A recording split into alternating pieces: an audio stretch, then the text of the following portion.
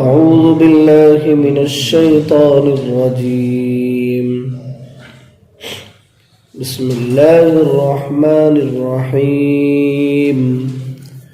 كذبت عاد فكيف كان عذابي ونذر.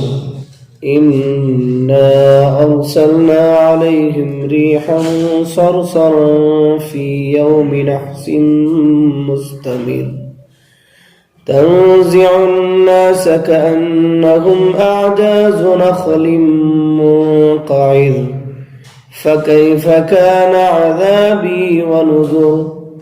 ولقد يسرنا القرآن للذكر فهل من مدكر. كذبت ثمود بالنذر فقالوا أبشرا منا واحدا نتبعه إنا إذا لفي ضلال وسعر.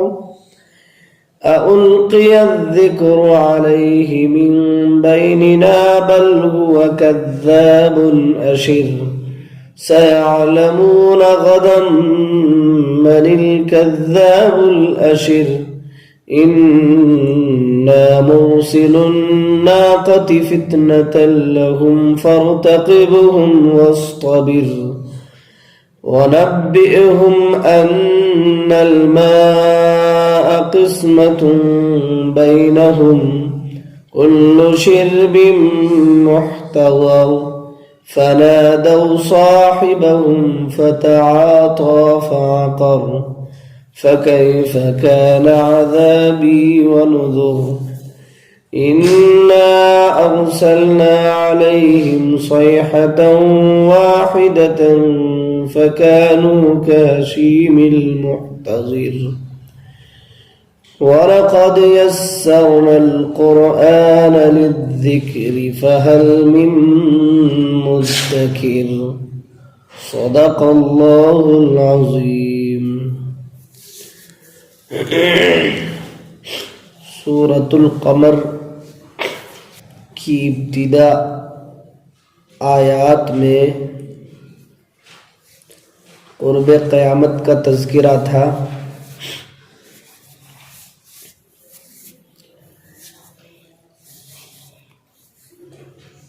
اس کے بعد شق القمر کا تذکرہ ہوا،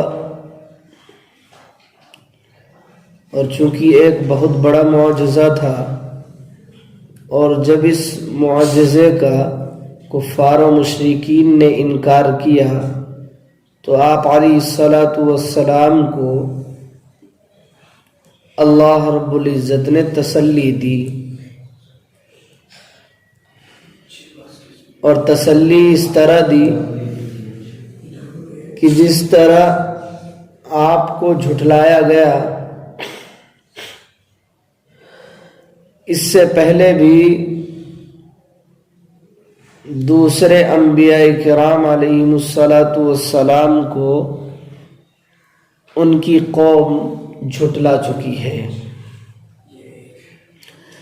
چنانچہ سب سے پہلے حضرت نوح علیہ الصلاۃ والسلام کا تذکرہ کیا، اس لیے کہ حضرت نوح علیہ الصلاۃ والسلام کی قوم وہ ہے جن پر دنیا میں سب سے پہلے عذاب نازل ہوا ہے. دنیا کی قوموں میں سب سے پہلے اللہ کا عذاب کسی قوم پر نازل ہوا ہے تو وہ حضرت نوح علیہ الصلاۃ والسلام کی قوم ہے. چنانچہ ان کا تذکرہ ہوا. اب ان آیات میں قوم عاد کا تذکرہ ہے.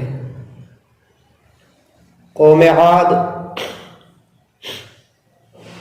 یہ وہی قوم ہے جو حضرت نوح علیہ الصلاۃ کے بعد، حضرت نوح علیہ الصلاۃ والسلام کی قوم کے بعد جو عذاب آیا ہے وہ قوم عاد پر آیا ہے. قوم عاد وہ قوم ہے جن کی جانب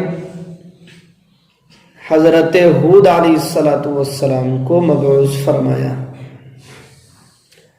حضرت ہود علیہ السلام یہ اللہ کے پیغمبر انہیں اللہ کی وحدانیت، اللہ کی توحید اور اپنی نبوت و رسالت کی طرف اپنی قوم کو بلایا، لیکن ان کی قوم نے نہ سنی، وہ بت پرستی میں مشغول ہو گئے۔ چنانچہ اللہ رب العزت نے ان پر بھی عذاب نازل فرمایا، اور ان کا عذاب یہ تھا کہ ایک تیز ترین سخت آندھی ہوا بھیجی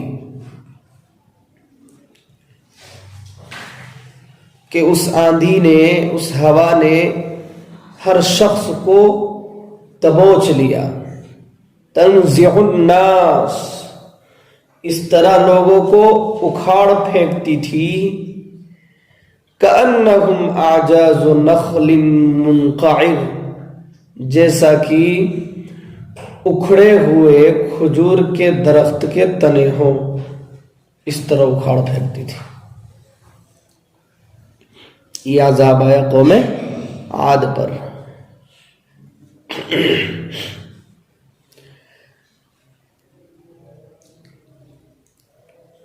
پھر اس کے بعد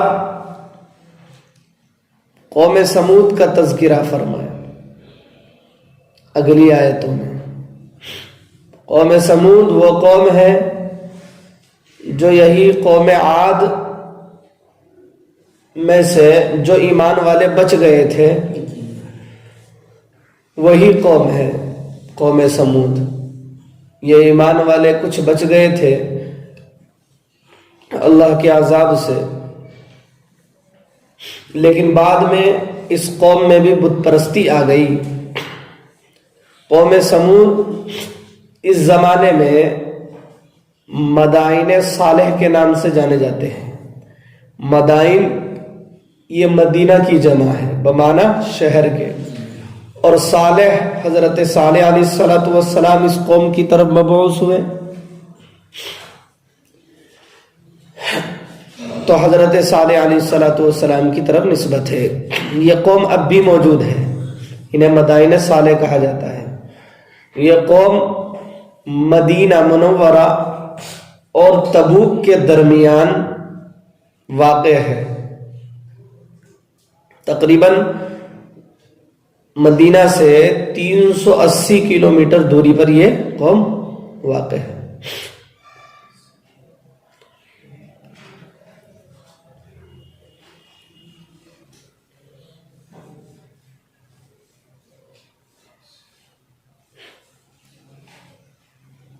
لیکن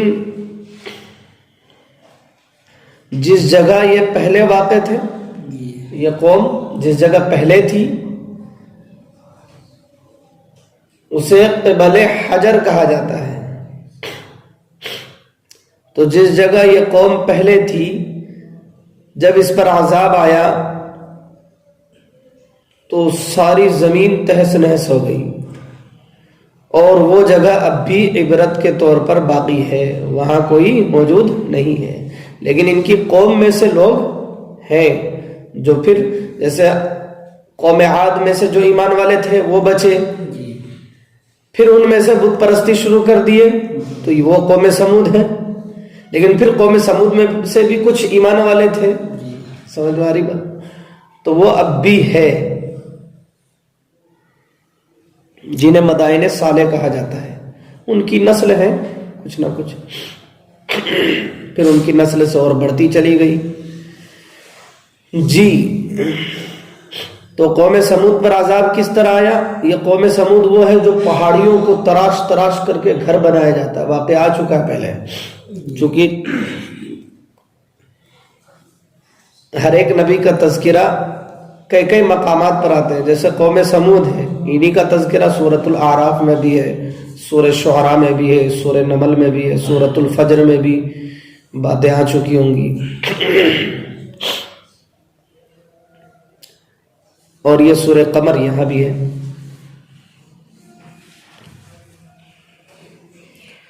تو قوم سمود وہ اونچے قد والے لوگ، پہاڑوں کو تراش کر کے مکانات بنایا کرتے تھے۔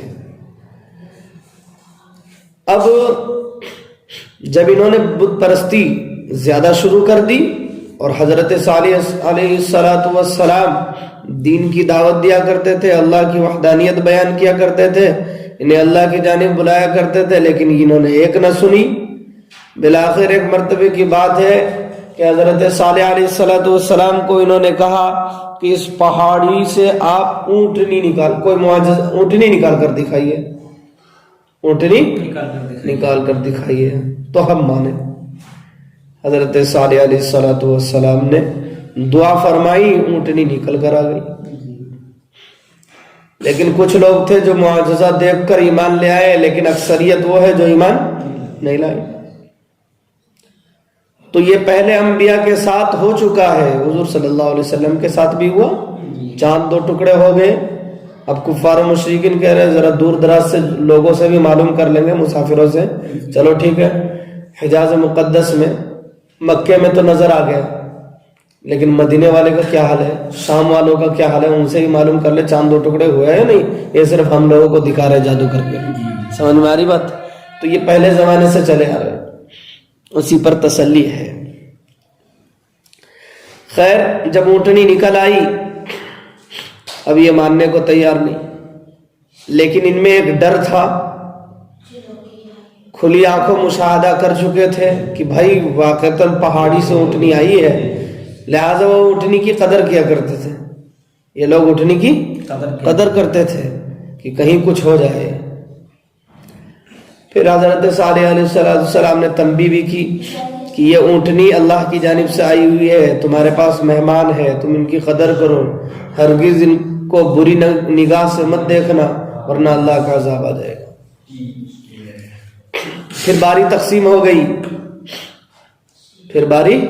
ہو گئی کہ ایک مرتبہ پانی قوم والے پیئیں گے اور ایک مرتبہ ایک روز پانی اونٹنی پیے گی، چونکہ اونٹنی پورا پانی پی لیتی، پتہ ہے کہ نہیں؟ اونٹ کی نسل وہ نسل ہے جو کئی دنوں تک کے پانی وہ پی لیا کرتے ہیں۔ سمجھ میں آ رہی بات؟ ہاں، کئی دنوں کے پانی پی لیا کرتے ہو جی۔ چنانچہ صحابہ کرام جب سفر میں جایا کرتے تھے تو اونٹنیوں کو کیا ہے، کئی دنوں کے پانی پلا لیا کرتے تھے۔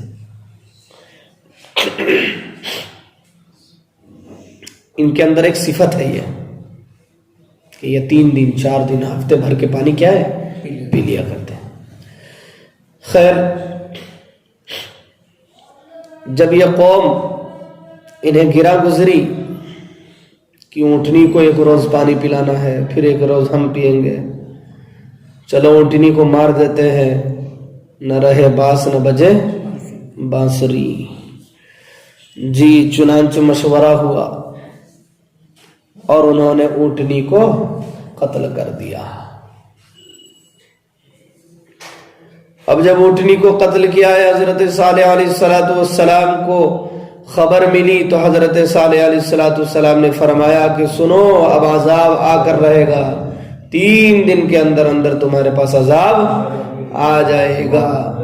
ایک روایت کے مطابق یہ ہے کہ پہلے دن ہر ایک کا چہرہ زرد پڑ گیا، دوسرے دن ہر ایک کا چہرہ سرخ پڑ گیا، اور تیسرے دن ہر ایک کا چہرہ کالا پڑ گیا، ہر ایک کا چہرہ کالا پڑ گیا، اور تیسرے دن ایک چنگھاڑ تیز آواز آئی ہے، ایک تیز چنگھاڑ آئی ہے، عجیب آواز، سارے ڈر گئے، اور اس طرح اس آواز نے، اس چنگھاڑ نے انہیں دبوچا ہے کہ ہر ایک کو ہلاک و برباد کر دیا۔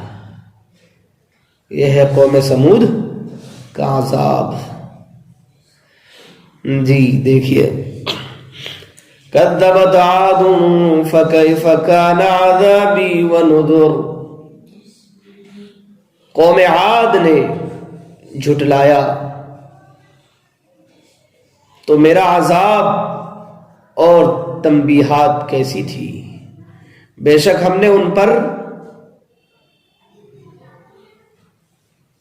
ایک تیز سخت آندھی والی ہوا بھیجی نحوست والے دن، یوم نحس، نحوست والے دن، تنزع الناس کأنہم اعجاز نخل منقعر، جو لوگوں کو اکھاڑ پھینک رہی تھی جیسے کہ کھجور کے اکھڑے ہوئے درخت کے تنے ہو۔ فکیف کان عذابی ونذر، تو کیسا ہوا میرا عذاب اور میری تنبیہات کیسی تھی۔ وَلَقَدْ يَسَّرْنَا الْقُرْآنَ لِلذِّكْرِ فَهَلْ مِن مُدَّكِرٍ، تو یقیناً ہم نے قرآن کو نصیحت حاصل کرنے کے لیے آسان بنا دیا، سو بھلا ہے اب کوئی نصیحت حاصل کرنے والا۔ جی، تو قرآن کو نصیحت حاصل کرنے کے لیے اللہ رب العزت نے آسان کر دیا ہے، اور للذکر سے اگر حفظ مراد لے کہ حفظ کرنے کے لیے آسان کر دیا ہے، یاد کرنے کے لیے، قرآن کو سینے میں بسانے کے لیے، تو یہ بھی کوئی وعید نہیں۔ چھوٹے چھوٹے بچے قرآن کو حفظ کر لیتے ہیں، بات آ چکی ہے اس سے پہلے والی آیت میں۔ کذبت ثمود بالنذر، قوم ثمود نے جھٹلائی تنبیہ کرنے والے کی، چنانچہ ان لوگوں نے کہا کہ ہم اپنے ہی میں سے ایک شخص کی پیروی کرنے لگے، بے شک ہم کھلی ہوئی گمراہی اور دیوانگی میں ہے۔ جی، جب حضرت صالح علیہ السلام نے کہا کہ ہم اللہ کے نبی ہیں، تو وہ کہتے اچھا تم اللہ کے نبی ہو، اتنے میں سے، اتنے لوگوں میں سے اور کوئی نہیں ملا تھا اللہ کو، ایک تو ہی ملا تھا۔ سمجھ میں آ رہی بات؟ ہم کسی ایک شخص کی پیروی کریں، چلو ٹھیک ہے، ہم مانتے ہیں اگر گاؤں کے جو بڑے بڑے لوگ ہیں ان میں سے 20 لوگوں کو نبی بنا دیتے تو ہم مانتے، چلو بھائی 20 لوگ نبی ہیں، 20 لوگ کہہ رہے ہیں ہم اللہ کے نبی ہیں اور اللہ کی بات سچ ہے تو مان لیتے۔ اتنے لوگ سارے کہہ رہے ہیں اللہ ہے ہی نہیں اور تو اکیلا کہہ رہا کہ اللہ ہے، نہ بھائی ہم نہیں مان سکتے۔ اگر ہم تمہیں مانیں گے تو کیا ہوگا؟ ضلال و سعور، ہم کھلی ہوئی گمراہی میں ہوں گے اور دیوانگی میں ہوں گے۔ دیکھو سعور کا 2 جگہ تذکرہ آیا ہے،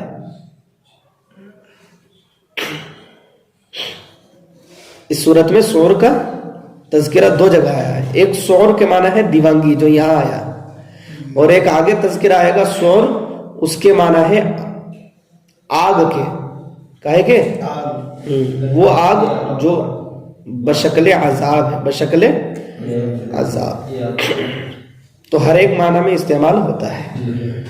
جی آگے کہہ رہے اَأُلْقِيَ الذِّكْرُ عَلَيْهِ مِن بَيْنِنَا بَلْ هُوَ كَذَّابٌ أَشِرٌ، پہلے کیا کہیں کہ اتنے لوگوں میں سے ہم صرف آپ ہی کی اتباع کریں۔ آگے اب کہہ رہے ہیں کیا ہمارے درمیان میں ایک وہی شخص ہے جس پر نصیحت نازل ہوئی؟ نہیں، بلکہ وہ پرلے درجے کا جھوٹا اور شیخی باز ہے۔ کیا کہہ رہے ہیں؟ اچھا ہمارے درمیان میں ایک تو ہی ملا اللہ کو جس پر نصیحت نازل کر دی۔ سمجھ میں آ رہی بات نا؟ تو پرلے درجے کا کیا ہے؟ جھوٹا اور شیخی باز ہے۔ آگے کی بات سَيَعْلَمُونَ غَدًا مَنِ الْكَذَّابُ الْأَشِرُ، ان قریب وہ جان لیں گے کل کہ پرلے درجے کا جھوٹا شیخی باز کون ہے۔ اِنَّا مُرْسِلُ النَّاقَةِ فِتْنَةً لَهُمْ فَارْتَقِبْهُمْ وَاصْطَبِرْ، اللہ رب العزت فرماتے ہیں بے شک ہم نے اونٹنی بھیجی بطور نشانی کے ان کے پاس، تو آپ ان پر نگاہ رکھیے اور صبر سے کام لیجئے۔ وَنَبِّئْهُمْ أَنَّ الْمَاءَ قِسْمَةٌ بَيْنَهُمْ، اور آپ انہیں باخبر کر دیجئے کہ پانی ان کے درمیان تقسیم کر دی گئی ہے، ان کے درمیان تقسیم ہو گئی ہے کہ ایک روز پانی قوم پیے گی اور ایک روز اونٹنی پیے گی۔ کل شرب محتضر، ہر پانی والے اپنی باری میں حاضر ہو جائے۔